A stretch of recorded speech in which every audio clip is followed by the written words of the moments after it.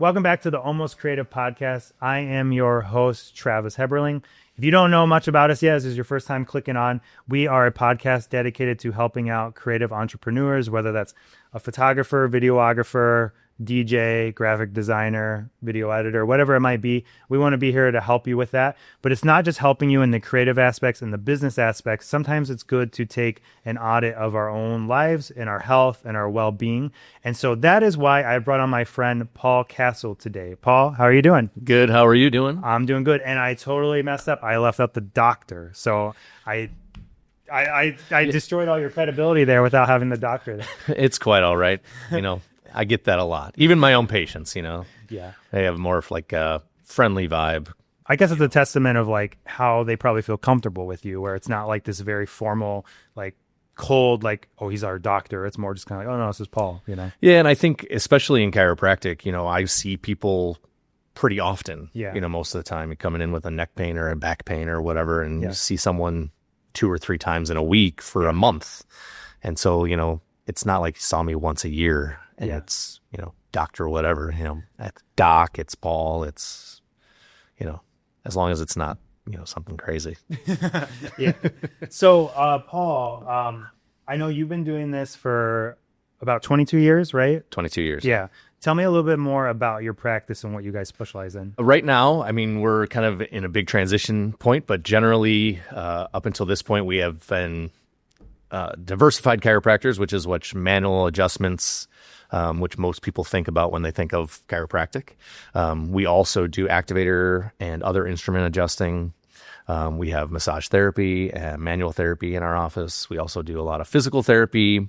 And so we have kind of the whole gamut of physical health that people would need to take care of themselves that way. Awesome. And really one of the reasons why I thought it'd be fun to bring you on. So when we're recording, we're slowly approaching the New Year's. I think when this will go live, it'll still be before 2026. And so typically what people start planning at this time of the year or as soon as the year passes is New Year's resolutions. And most of the time those revolve, if they don't revolve around, say, like their business or something, it usually revolves around health, whether it's like losing weight, going back to the gym, getting fit, whatever it is. So I thought it would be a perfect time to bring you on because you're an expert in this, this stuff really well. But before we even get into that, I would kind of love just to hear your thought. What do you think of New Year's resolutions, especially when they have to do with health? I think everybody needs a place to start. Yeah. And I think New Year's resolutions are good kind of mental exercise to get yourself into a good headspace in order to kind of move forward, a good place to start. But I think it's just like anything else, why wait? Right. If you feel like you need to do better and feel better, then start today. If you want to start investing money, start today. If you want to, feel better, then just start now. I know a lot of people get into it. They're like, I want to be able to eat whatever I want at Thanksgiving, or I want to be able to drink at Christmas or party at New Year's or whatever, and not have to worry about my health. But, you can still kind of do all those things because, taking care of your health isn't 365, like having to be perfect all the time. If you try to do that, you'll never succeed in your resolution either. And I think that's where lots of people's resolutions go bad. Yeah. Right? You say, I got to lose 25 pounds, or I'm only going to eat this, or I'm going to go on this crazy diet. And by the end of January, you're like, forget this, I don't want to do this anymore. I think the best New Year's resolutions are really trying to put yourself in a position to just make your life better, not force something, that is not sustainable. Yeah. I know when I've always looked at resolutions, the quick fixes never really work, and like kind of almost the abrupt life changes never work either. Like, I'm going to go on this diet that's extremely different than what I normally eat. It's more about like, what are like the habits you want to make for that year? And that's how I've always kind of approached it, of like, I'm going to think about it before it's even January 1st. And like, what are some habits I want to try to implement? And then it's like working almost on those habits versus like, I just want to like cold turkey stop doing this thing. Yeah. And it's a way better and more sustainable way, right? Habits typically it's like 21 days to kind of break a habit, and then another 21 days to like figure out the new one. Yeah. And so if there's something that you're really wanting to change, or something that you really feel like you need to do, taking that, 21 days, 42 days. That's 3 months almost, I guess. No, a month and a half, 6 weeks. it takes time. Nothing that's worth doing is easy, and changing is not overnight when it comes to anything. Right. You know, I mean, even in creative world, right? I mean, like, you're not getting a great product that was done today, turned over and given to you tomorrow. Yeah. You know, it takes time to edit it properly and do those things. So yeah, definitely. You know, like sometimes people are like, okay, you know, they hear, okay, habit, it could take like 3 months to set in, but now it's ingrained into you. Whereas like some of these diets and stuff, it's like 20-day diet, 40-day diet, whatever it is, but you didn't really learn anything from it and you didn't build anything in. So as soon as you're done with the diet, you just go back to your old habits. And so like, I know like with myself, after we had our first kid, I was like nearing almost like 200 pounds. Like I wasn't where I really wanted to be. I didn't like really feel the greatest most of the time. And so I went on a diet for about like 40 days and I pretty much just ate like meat, fruit, and veggies. And I lost like 20 pounds. But during that time, then when I started reintroducing food, I found what were like triggers for me. And I mean, some of it should be obvious, but we just don't really think about it. Like, okay, when I eat pizza, I gain like 5 pounds. You know, like it just happens. Dang, like, you know, pizza's so good. And it doesn't mean I totally gave up pizza, but I try to like substitute with something else. Like if we're going out and there's like 5 options, maybe I don't pick the pizza because I just know how it's going to affect me. But I might schedule in a day here and there where it's like, okay, I'm going to eat pizza or I'm going to eat ice cream or whatever it is. But now I have those habits and I know how to kind of counterbalance that. Whereas like, yeah, if I would have just did some random diet and hated the diet, because I'll be honest, like doing that diet of like the fruits, veggies, and like protein, it really wasn't that bad because I love eating meat.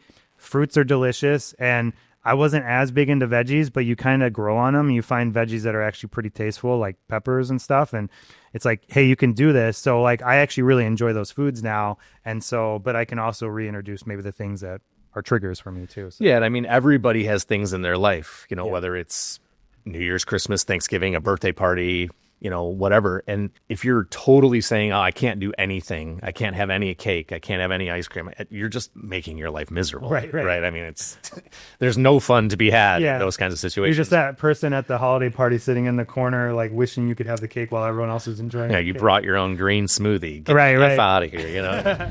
You can have a good diet and have a good normal life and have those things that you eat once in a while, right? It's not like those things are horrible, and depriving ourselves just generally as humans of those things is nearly impossible, especially in the country that we live in, right? It's just so abundant and so easily accessible. And so what you said, I mean, vegetables and fruits, I mean, a plant-based diet with some animal protein in there here and there, if that's what you like. And, you know, then a few other things on the side, that's the best way to eat. It's all of the processed garbage that everybody eats constantly that really hurts you. I mean, candy and, you know, chips and those kinds of things. But if you're eating natural stuff, I mean, that's what will keep you healthy. You'll lose weight just by eating normal, making your own food. Right.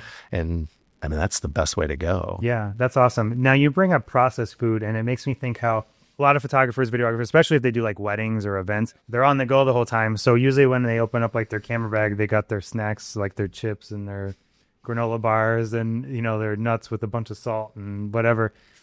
Are there like alternatives that you know of that someone could maybe stack their bag? Because, you know, they can't necessarily be like cooking food. They might not be able to go get something fresh because they're on the go for the shoot. But like, are there alternatives you have that you would kind of recommend to pack? I mean, that kind of goes back to what you're saying, the guy in the corner at the party, right? Like you can make your own food the night or the 2 nights before and kind of pack it up and have it in your thing and have like a bento box or whatever. Right. I mean, raw nuts and things like that instead of roasted ones with salt and stuff are obviously better. They don't taste as good all the time. But yeah, I mean, I think the best thing that people can do is really like pre-prepare and bring stuff with them. I mean, if you're trying to go out and get fast food or things like that, it's impossible to be healthy. Right. Right.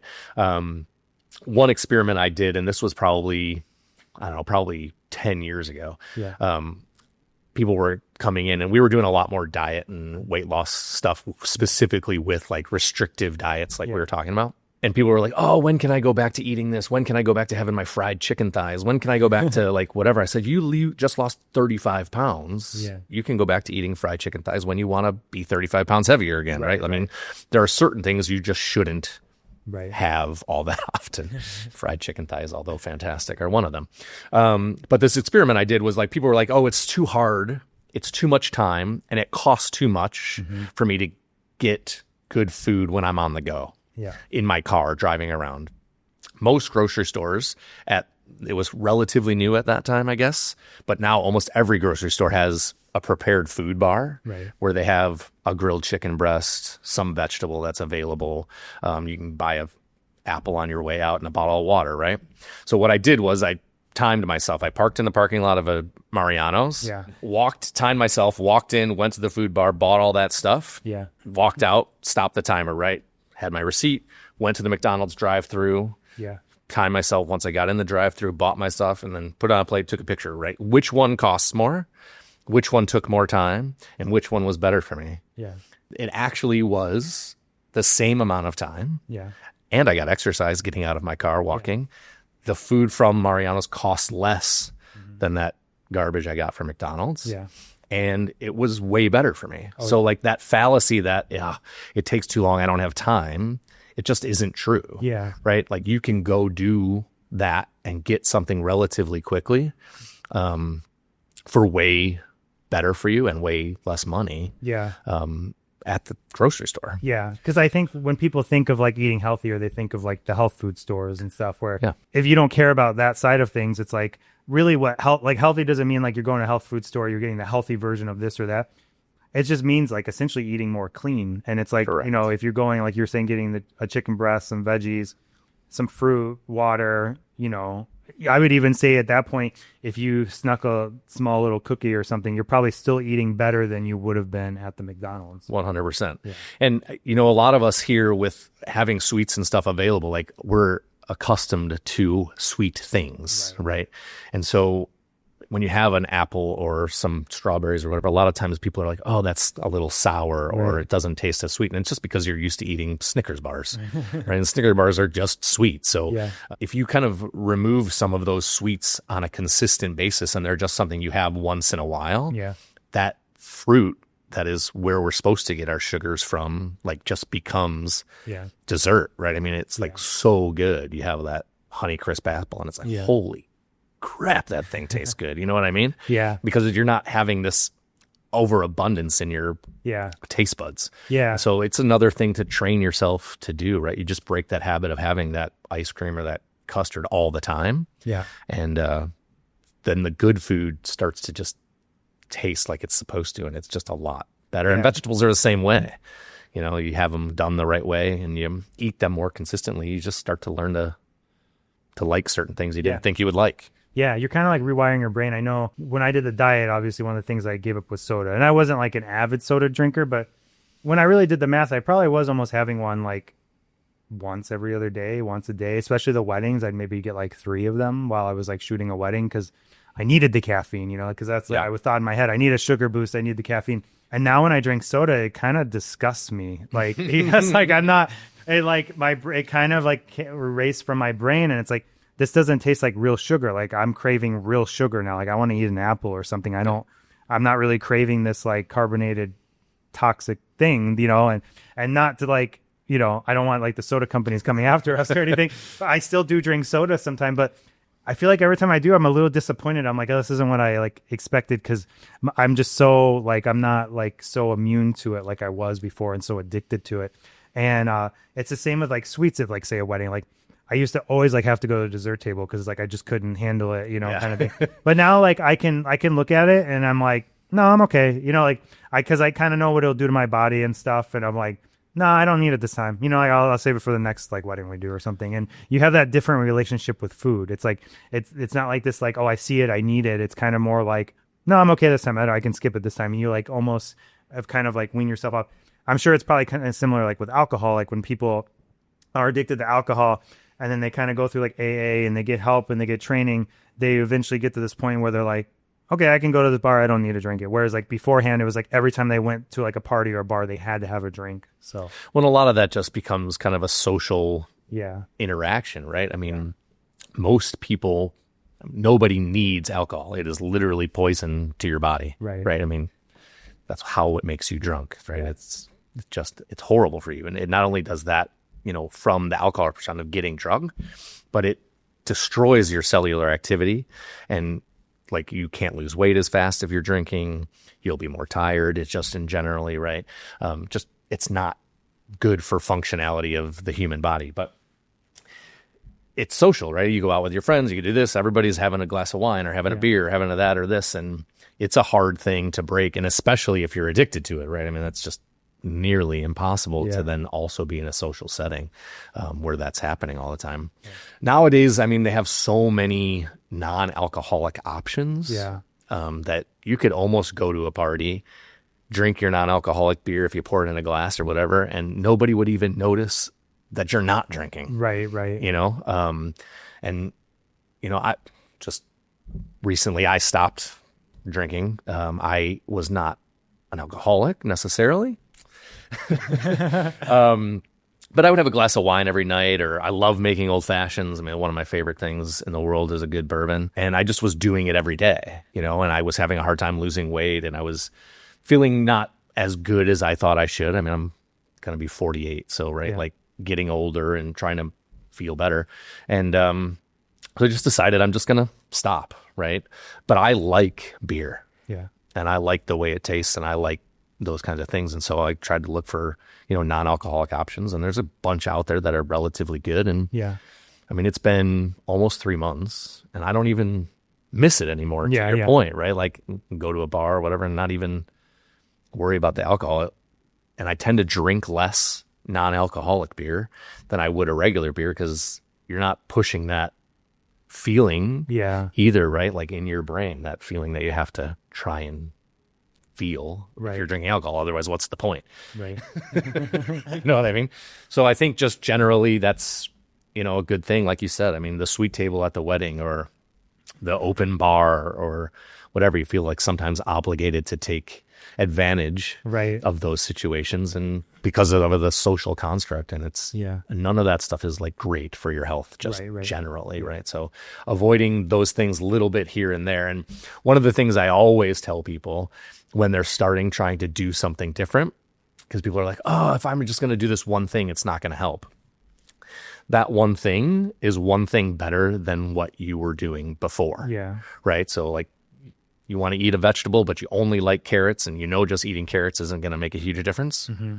Just start eating carrots. Yeah. Right? Like just do it every day. That's one thing now you're doing that you weren't doing before. Right. And it's one thing healthier, one step towards being better than yesterday. Yeah. And you don't have 20 minutes to exercise. How about 5? Do that one time a week, 5 minutes. Yeah. That's 5 minutes a week healthier than you were last week. Right.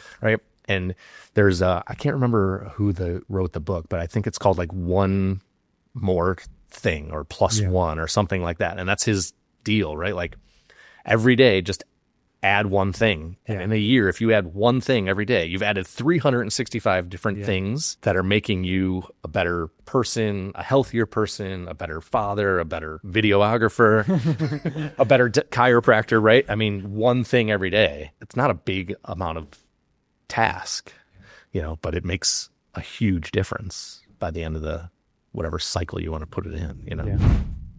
So I don't know if you've heard of these. I discovered these in 2022, and these have been a lifesaver for like things like weddings. So I think actually, isn't there a slogan that's like all stick without the ick? Oh. So I'll use these as an alternative. So like if I can't get like fresh meat because I'm shooting a wedding, these usually do the job. I'll eat like 2 or 3 of these and I'm like full. And it's only, this is the turkey one, right? 80 calories, 12 grams of protein. I think there's no sugar. So a lot of like the stuff you would have in like a Slim Jim. Yeah. Almost the example you gave with like the nuts of like, well, if you eat raw nuts, they're really not too bad for you. It's usually how people eat nuts, like in a trail mix bag or like roasted or something. With M&Ms. Yeah, so it's finding like the alternatives. And really, I mean, these are a little more on the pricier side, but if you buy like a big box of them, I think they equal out to like $1.50, $2 each. And that's like $6, but if it fills you up for lunch, that's really not like that bad. For sure. Yeah, and I mean, any kind of like jerky things like that, you can get ones that are pretty natural. I mean, they tend to cost more the more natural they are, right? But that's just the way it goes with everything. And there's other snacks too. I mean, you're better off not eating potato chips, but there's other things that Yeah. are better in that realm if that's what you Yeah, want. just bring a raw potato in your bag and Yeah, just chop it up. don't do that. In our industry, you kind of have those who are active and they're out and about, they're doing their shooting. But there are a lot of us who are just like 9 to 5, we're in front of a computer, whether it's like graphic design, they're a video editor, photo editor, whatever it is. They don't really move from their computer. So I'm kind of curious, just your feedback on like, what's the best way to handle that? Because in my head, I think if I'm sitting at a desk all the time, especially if I'm not sitting in a very good chair or like maybe I'm doing some hunched over stuff, it's probably not good for my body, but I would love to just kind of hear your thoughts on that and like how to combat that. Yeah, I mean, that is something that everybody struggles with, whether it's in the creative space or just generally people that sit at desks all day long, right? Bigger companies, if you're working for one, might have a person that can come to your desk and help you set it up more ergonomically. I've done that for patients, go to their house or go to their job and kind of look at their desk and try and get things that are set up so that they're not leaning when they're looking at their computer or they're not having to push their head forward, which is just a killer. But yeah, I mean, the best, it's a really hard thing to combat because especially if you're like in an editing room, for example, and if it's a little bit dark or you really need to see, more of what you're doing, you're trying to cut a specific spot or those kind of things. It's what you're comfortable at and how you're positioned could be part of your process, right? And changing that up might not work. Right. And so the idea would be to set some sort of timer, 20 minutes, an hour, whatever you think is feasible for you. And just make sure you change your position, get up, move, stretch, right? If you have the ability to have a standing desk, change it from sitting to standing every 30 minutes, so you're constantly changing your position.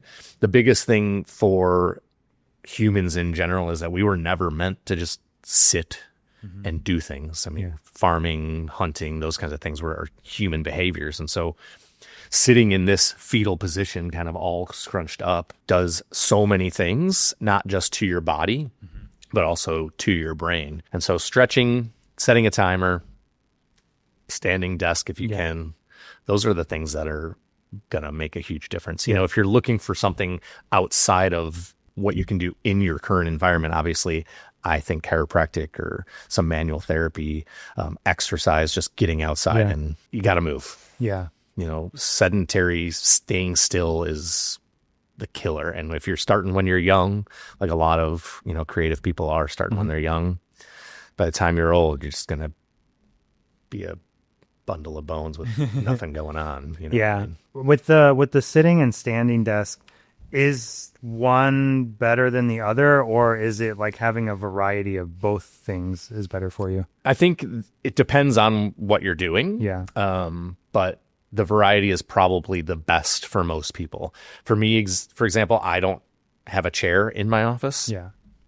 So I stand doing everything, but I also am moving around my office a lot, right? So I'm adjusting people. I'm going to the front. I'm going to the back. I'm dealing with other things. So I wouldn't, even if I had a chair, I wouldn't be in it very much. Yeah. Right. So standing is just better for me because then getting up and down is a hassle, right? Because I'd have to sit and stand. It'd just be annoying.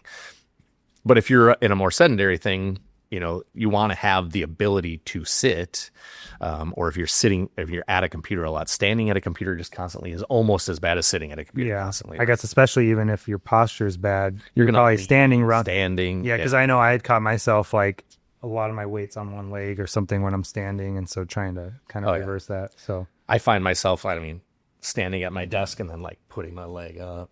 That's what's funny. I have to totally remove my chair because I'll start like putting my leg up on the chair that I kick back behind me or something like that. Yeah. So not one position is good for any amount of time. Movement is key, right? That's how blood flow gets through your body, is by moving. When you're stagnant, like that's when bad things happen. Joints need motion to get blood flow and inflammation out and good things in, those kinds of things. So like moving is important. So no one position for any person is good for too long of a time. Yeah. Yeah. Are you familiar with those treadmill things they have for desks too? Sure. Like, would that be better than just standing or? I wouldn't say better. Yeah. But again, I think if you have a hard time fitting a walk into your day, Yeah. getting a treadmill for on your desk for 10 minutes a day would be great, right? I mean, it's one of those things it's one more thing that you're doing that was better today than yesterday. Yeah. Walking outside in sun and fresh air is better than walking inside, but little baby steps I think are great. And they have little bikes, for people that sit, you can kind of pedal and bike. We do a lot of those things for people, especially with low back pain, that can't move too much because they're in pain, right? Yeah. And so something like a treadmill or a little bike under their desk where they can get, or even while they're watching TV, where they can get the exercise in the time that's convenient for them, which is what everybody wants, is as convenient as possible, is good, So I think that's a great thing. Yeah. For some people, it might be hard to work and walk at the same time, but if you're on a phone call and you got to be in front of a computer, maybe walking is good, Might be funny though if you're on the call and you're like out of breath because you're going a little too hard while you're trying to talk to this person. But so we're talking about kind of the editing and being stuck at the computer. Let's kind of go on the reverse side, kind of the flip of the coin. So those who are always out in the field, and I've heard this a handful of times from creative, especially like travel, videographers or photographers, they're like, I'm always moving, like I'm always walking, going from the next thing, like my steps are really high. Does that necessarily mean they're healthy? I mean, healthy, no, not necessarily, right? I mean, there's a lot of different ways to be healthy. It means they're moving, right? Which is kind of that step, right? That one step. Moving is super important. But sometimes you can move too much, or you're not moving in the proper way, or you're, maybe you're walking 15,000 steps, but you got a camera bag or a camera leaned over half the time you're walking, right? Or leaned forward because you're dragging something, So moving is good, right? I mean, you're in that spot that you're moving, but it doesn't necessarily mean you don't need to do something else. Right. We get a lot of people that are like, oh, I'm in good shape. I do all these things. Why do I need to have physical therapy? I go to the gym all the time.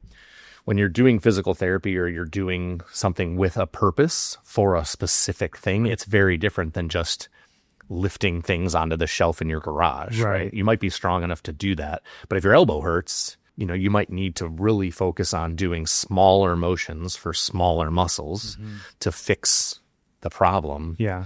All of those things you're doing, you could be overdoing stuff, and overuse is just as bad as underuse. Yeah. Right. I mean, you can have the same kind of injuries and problems. We used to have a poster in the office and said, what causes injury or what causes pain? And it was like walking your dog, not walking your dog, right? Like it's everything. Yeah. So as people, our bodies go through a lot of processes, and you have to maintain your body. And most of us don't take care of our bodies, whether it's our spine or our guts or those kind of things, as well as we would even take care of our car. You and I drive, we go here and there, bring our kids to places, right? Whatever. We have to get the oil change every 3,000 miles, and maybe that's once every 3 months. Yeah. Sports car, moving more, taking more steps, but it needs its oil changed way more often. I mean, 3 times in a race, right? Because you're moving more. So moving more is just needs more maintenance. Your body is still going to break down. Yeah. So it's really important to take care of yourself, especially when you're moving more. Yeah. It almost sounds like if you're in an active industry, whatever that is, like if you do events or whatever and you're running around with all your stuff, it's almost like you need to make sure your maintenance is more in check, because it's almost like not an excuse of like, oh, I'm active because of my job, I don't need to do anything else. It's like, in a way, you should be more concerned about that, because you are lugging around heavy stuff. So it's like, are you lugging it around correctly? Are you, whenever you're walking, are you walking in the right shoes? Or, things like that are so important. Yep. Whereas I know sometimes when people do a lot of active work, they think they don't need to worry about that because they're active. Yeah. And I think the easiest thing in people's brains to go back to is your car. And so your car, if you're traveling, and as a creative too, right? Maybe you're traveling to different states and doing different events as a, wedding videographer and everything. You're doing all sorts of different stuff. If you travel more, your car is going to need new tires sooner and new brakes sooner. And so if you're walking more, you need new shoes more often. You need, all of those things are very related. And most of us don't expect our cars to last 85 years. Yeah. But we want our bodies to last 85 years without a problem. It's just not going to happen. Right. Right. So especially if you don't take care of it the right way. Right. And so really making sure that you're doing all the things that are those little things makes a huge difference in the longevity of the career. Yeah. Right. I mean, you want to carry a camera bag around, or you want to be following people up and down steps at a church or whatever for 40 years, you better keep yourself in decent shape and make sure you maintain your body. And when you're younger, right, you know, you don't feel like you need to. Yeah. But when you start to get to be 40, 50, whatever it is, like you start to notice, oh, I gotta go 25 steps. You know, shoot. Awesome. Thanks for sharing all that, Paul. Yeah. So, you know all this, of course. You're an expert in this, but at the end of the day, too, you're also a business owner, and those listening, even though it's a different industry, different type of business, they're business owners too. And so I would love to just get insight from you from that as well. So you, just to kind of back up here at the very beginning. So when I say 22 years, so is that 22 years of your practice? That's just 22 years in the industry as a whole? My practice. Yeah. Okay. Awesome. So like what inspired you to start the practice in the first place? That's a great question. I was in school doing chiropractic, and I just decided I was just going to do my own thing. So right out of school, I opened my office and wung it. You know, and everyone just started showing up at your desk, they just started showing up. Immediately had leads. Yeah, I had one patient from school, actually, because the last year of school we have to do like clinic and stuff, and so one patient from school came to my office. Yeah, and you know, that was the beginning of a beautiful thing. But no, I mean, you got to go out and hustle your butt off. You know, I mean, getting leads, going to events, networking groups, just doing stuff in the community. Yeah. You know, I started just doing a lot of things like volunteer work and just getting to know people in the area. And so instead of just putting a thing out there, hey, I'm opening, come in and check it out. We had food or whatever.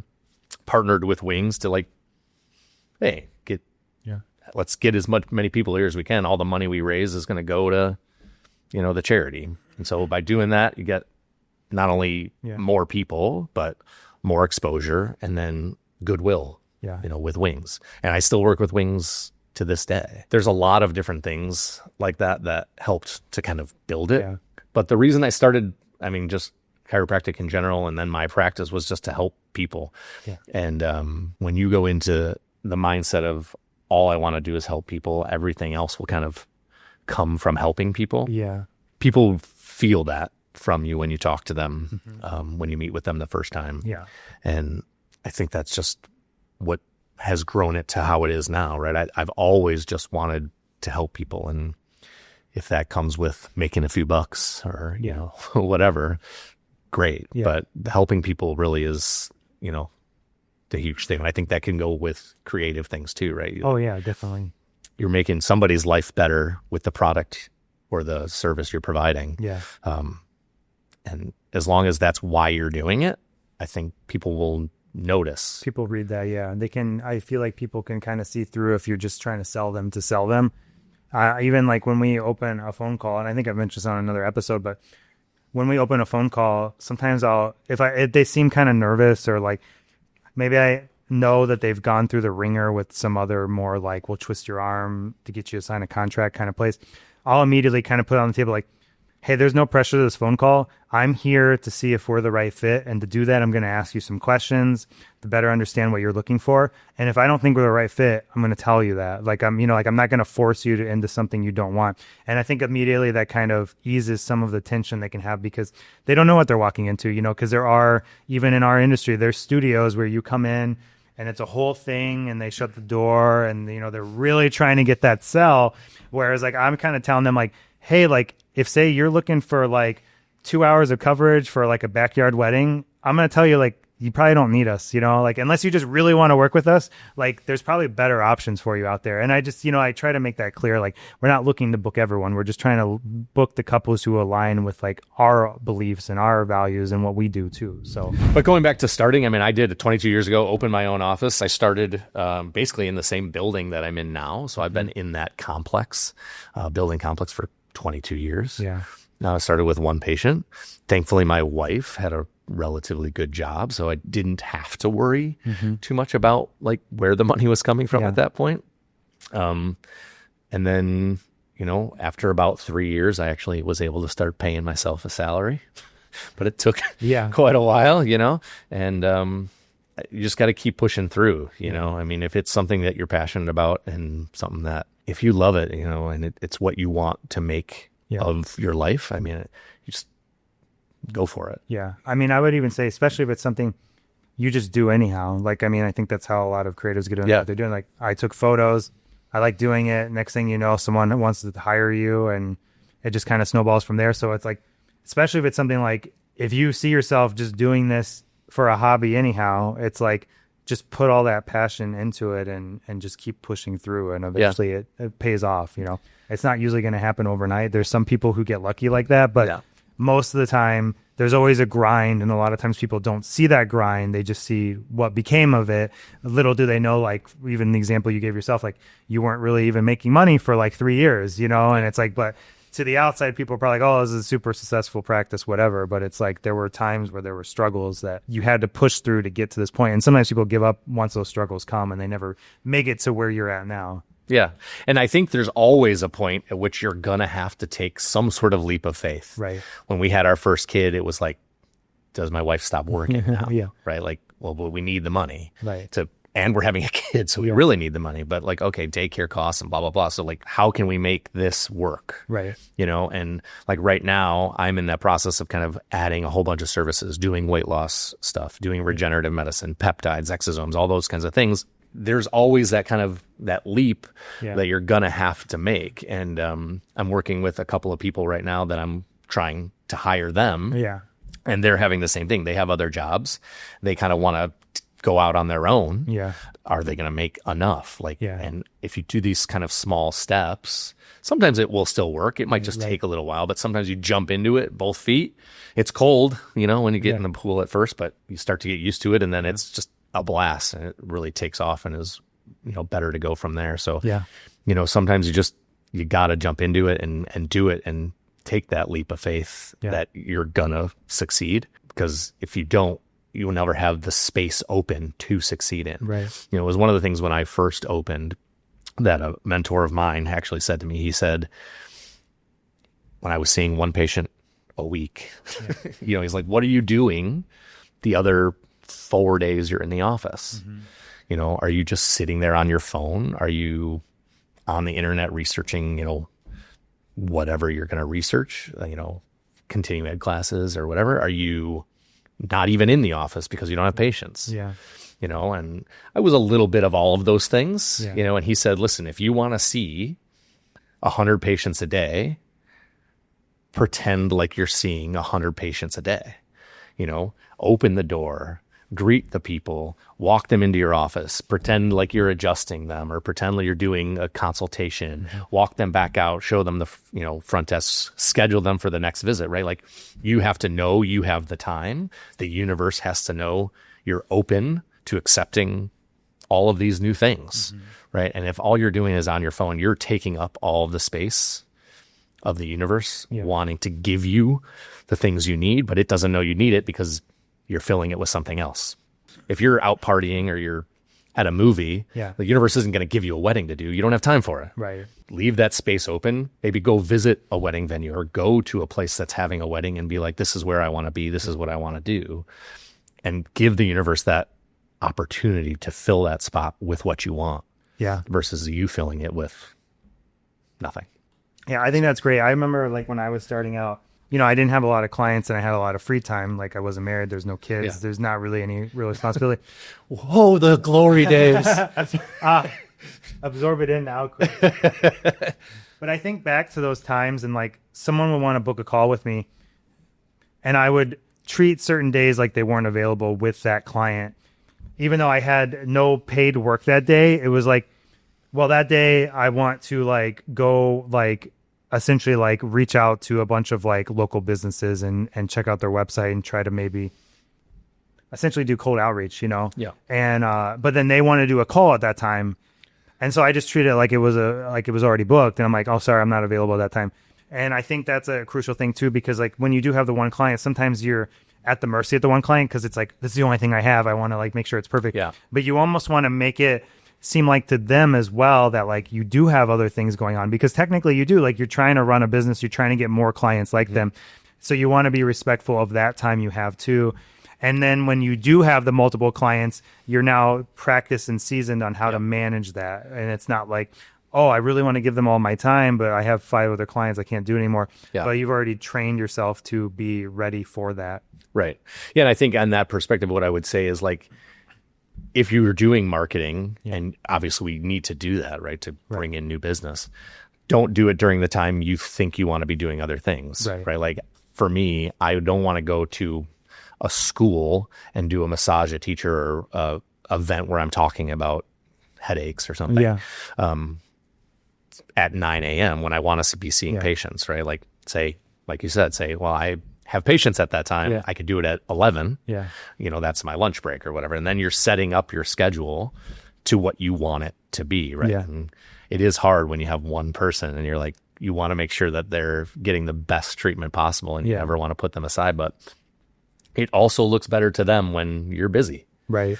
And that's one of the things they do in medical offices, not just chiropractic, but a lot of medical offices will schedule blocks. Right. Even if 10 to 11 is completely full and 9 to 10 has 15 or 0 patients, they'll put someone in that 10 to 11 spot, because then everyone's like, oh, look, it's so busy around here today. Right. Versus that one person coming in that 1 hour and being like, why is it so dead? Like, they like it to look busy. So you put them next to other patients or other clients. So you're like, okay, I got to go. I got the next photo shoot I got to get to. Sorry. Right. Like I can't just stay here all day. So.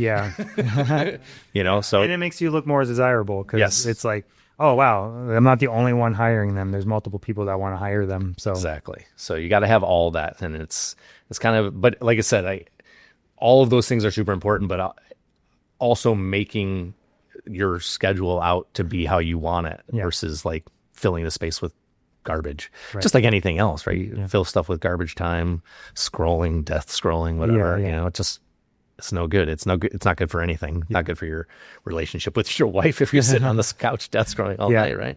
Got to make time for life and things like that. And for me, from the day one, my mission statement has been like, to be the best husband, father, doctor that I can, right?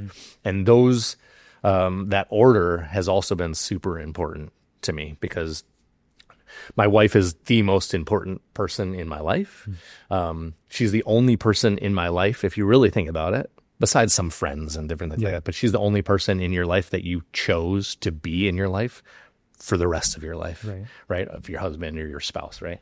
Your kids, you didn't really choose. They just kind of came along, right? I love them to death, but your parents and your family, you didn't choose them. They're there and you love them and you want to be with them and make sure everything's good with them. But the person that you chose in your life to be with you for the rest of your life, that's like a really, really special thing. And if you can find that, I mean, it's amazing. And then, so like, then you have kids and sometimes, I forget, right? Like, oh, we got to go, like, have a date night with your spouse, right? Like, make sure that when you're running a business, it's really hard, right? You got a lot of things going on all the time.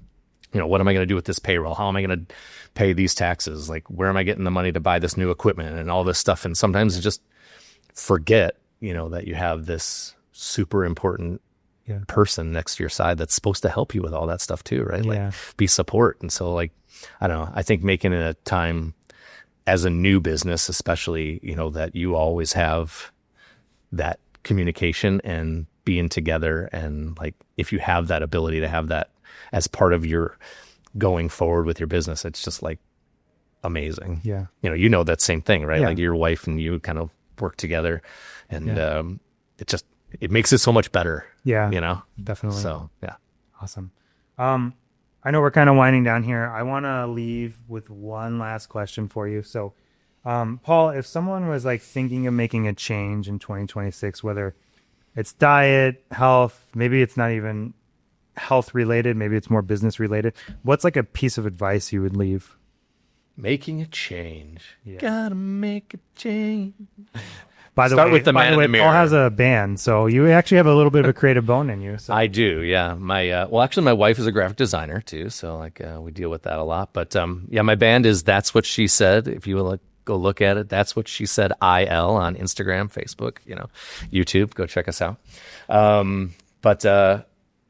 Yeah, making a change, interesting. I think the one thing that, and I've said this in our BNI meetings, I think the one thing that most people don't do enough is kind of reflect on themselves. And so, and I don't mean just like looking at yourself and like, oh, I need a haircut. You know what I mean? Like, or anything kind of in that physical realm. Like, there are a lot of things that we do in our lives that maybe we are harder on ourselves than other people are, or we're harder on ourselves than we would be on someone that did that same thing. Yeah. Right. And so I think we forget not just about kind of the person that we've chosen for our life, but we forget about ourselves. Right. And I think looking at yourself and expressing to yourself, whether it's out loud or a little bit in your head, but if you do it out loud, it makes it even better.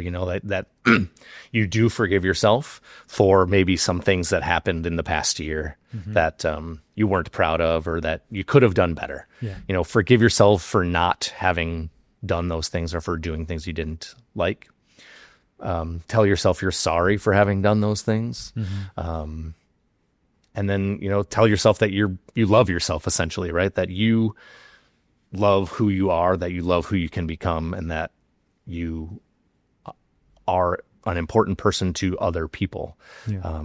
I think that if there's one change, I think there's probably a lot of people that don't do that. Yeah. And that would be the one.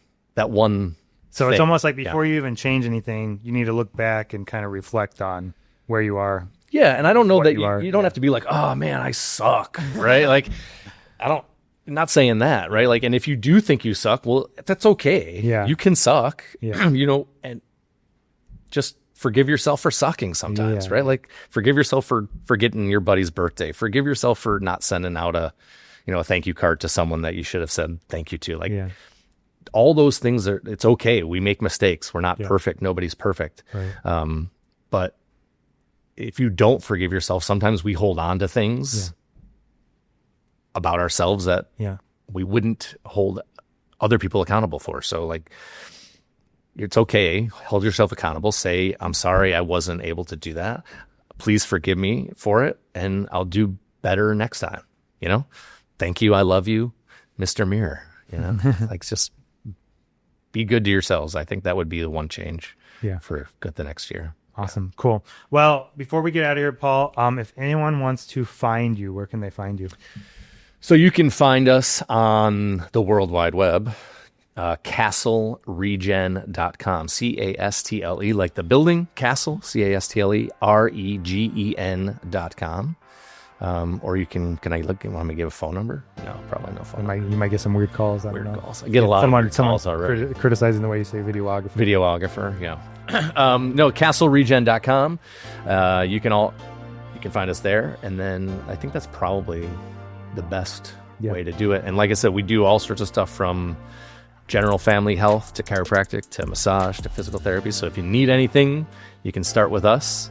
And we're happy to put you in the right direction if we can help. Awesome. Cool. Well, thank you for doing this. Thank you, Dr. Paul. I appreciate you being on the podcast. Yeah. And until next time, stay creative.